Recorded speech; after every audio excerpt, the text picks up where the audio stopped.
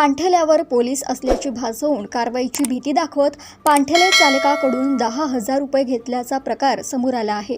आरोपी वसीम शेख हा पाणठेल्यावर आला आणि स्वतःला पोलीस असल्याचे सांगितले। रेडसाठी आलो असल्याचे समजून घबरलेल्या फिर्यादीने त्याला 10,000 रुपये दिले। मात्र नंतर तो बनावट पोलीस असल्याचे लक्षात आल्यानंतर फिर्यादीने पोलीस ठाणे गाठून तक्रार दाखल केली। तक्रारीवरून आरोपी विरुद्ध संबंधित कलमान्वये गुन्हा दाखल करण्यात आला आणि त्याला ताब्यात घेण्यात आले आहे। आरोपीची चौकशी सुरू असून तो ब्रोकरचा व्यवसाय करत असल्याचे प्राथमिक तपासात समोर आले।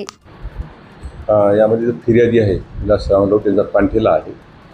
ते पाणठेल्यावर असताना 18 तारखेला दुपारच्या वेळेस त्या फिर्यादीची तक्रार दिली। त्या तक्रारीनुसार आरोपी वसीम शेख हा ते पाणठेल्यावर आला आणि त्याने सांगितलं की मी फूड पोलीस आहे हा शब्द वापरला त्याने।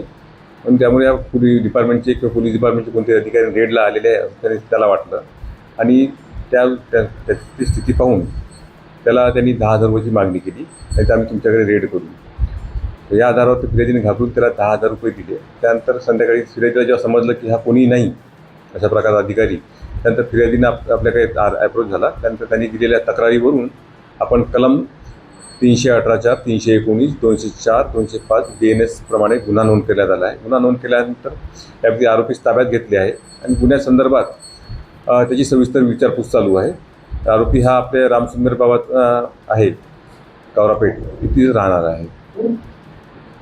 प्राथमिक माहितीनुसार त्याची विचारपूस केली। त्यामध्ये त्यांनी तो प्रॉपर्टी ब्रोकरचा व्यवसाय आहे त्याचा, राणा इथला आहे। सध्या रेकॉर्ड चेक करत दुसरा काही अतिरिक्त रेकॉर्ड त्याचा मिळून आलेला नाही आहे आणि ती ह्युमन राईट ॲक्टिव्हिस्टच्या सोबत काही ओळखीचे लोक आहेत त्यांच्याशी जुळलेला आहे।